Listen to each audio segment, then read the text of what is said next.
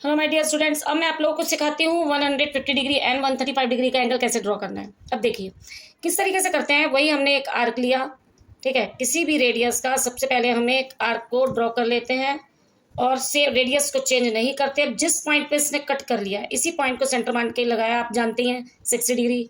फिर एक और लगाएंगे, क्या हो गया 150।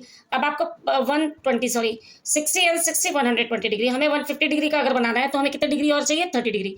यानी कि हमें सब अब बनाना होगा एक 150 डिग्री का। सेम रेडियस से हमने आर्क लगाया, ये हो गया 180 डिग्री। अगर हम इसकी लाइन खींचेंगे तो सीधी आ जाएगी।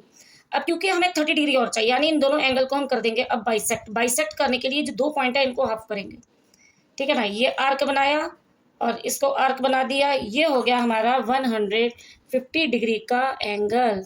कितने डिग्री का अगर हम इसको नाम दे देते हैं, मान लीजिए अब ये है एक्स है, मान लीजिए एक्स पी क्यू। हमारा कितने डिग्री का बन गया 150 डिग्री।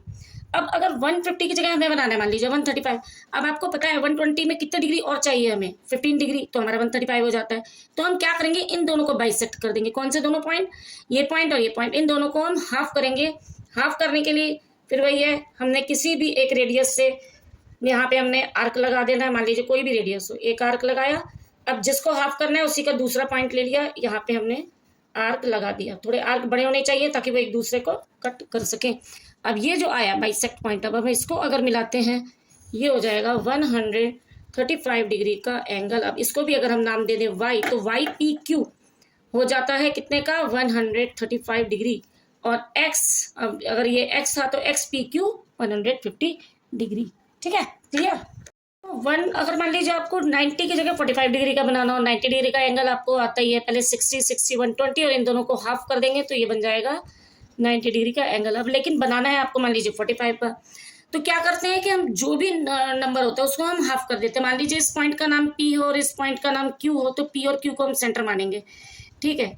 तो पी और क्यू को सेंटर मानते हुए हाफ से ज़्यादा डिस्टेंस होना चाहिए, हमेशा इस बात का ध्यान रखना है। तो हम इनको सेंटर मानेंगे और आर्क को कट कर देंगे, तो हमारा आ जाएगा 45 डिग्री का एंगल, ठीक। ये एंगल हो गया 45 डिग्री।